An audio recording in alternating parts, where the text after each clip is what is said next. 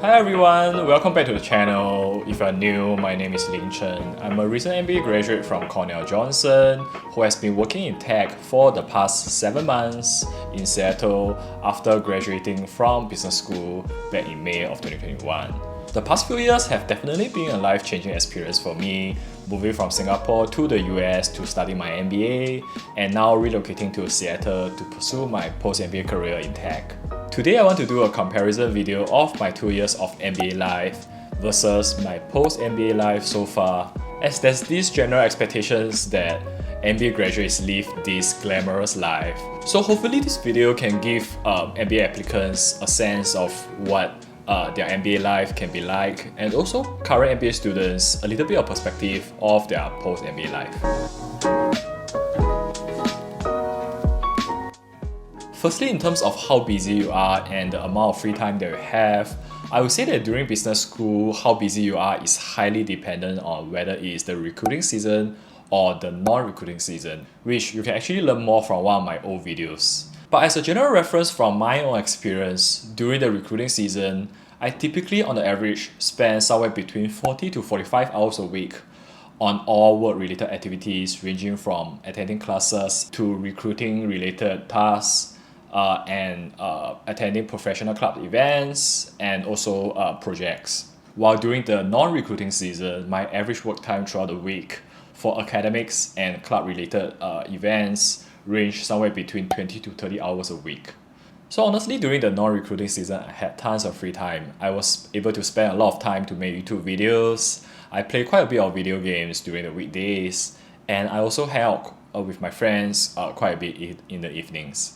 As for post-MBA work hours, I would say that for most of us working in non-consulting and non-IB related jobs, we work somewhere on the average between 50 to 55 hours a week, which is certainly higher than the amount of time we spend for work-related activities during MBA. And for people working in consulting and investment banking, their work hours throughout the week can go up to 60 to 80 hours a week. Related to busyness, in the area of flexibility of your time, I would say that during MBA, I really had the freedom to plan my classes according to my preference.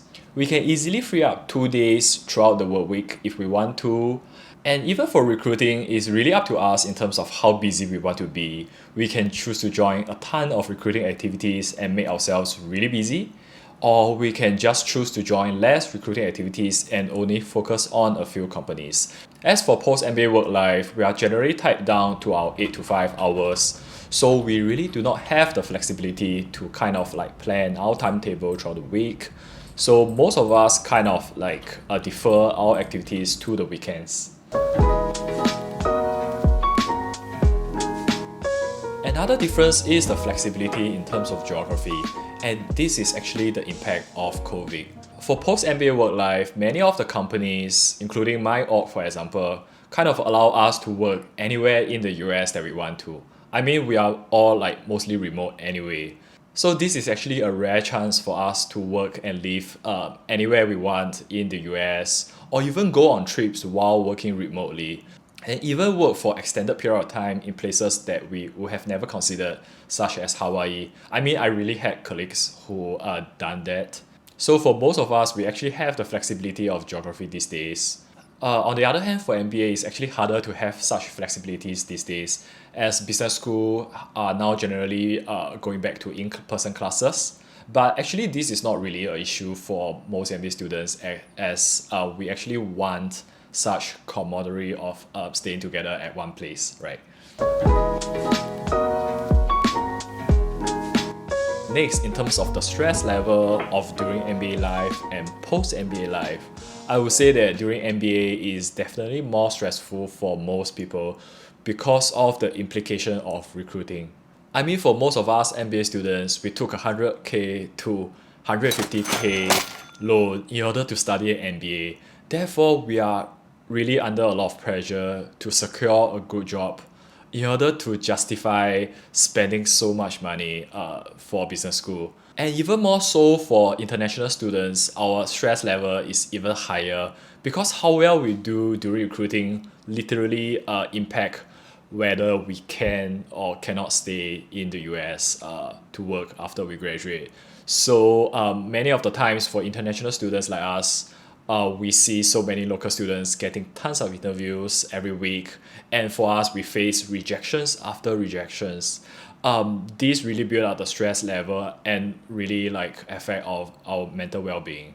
On the other hand, although we do face a varying degree of stress level at our post MBA careers, however, the implication of not excelling in our jobs is generally not as high as not doing well in recruiting. So we can actually better put things in perspective and moderate our stress level. I mean, honestly, like, what is the worst that can happen if we do not do well in our jobs? Usually, for most of us, the worst is that we just have to switch to another company, right? In the area of social life, post MBA social life is definitely a huge drop off from MBA social life. I mean, this is something that is not surprising. During MBA, especially before the pandemic, we literally hang out with friends every single day, and in school we have tons of school organized activities whereby we meet new people, new friends every day. Thus our social circle is really huge. We generally always do things in groups and have a large social circle during our MBA times.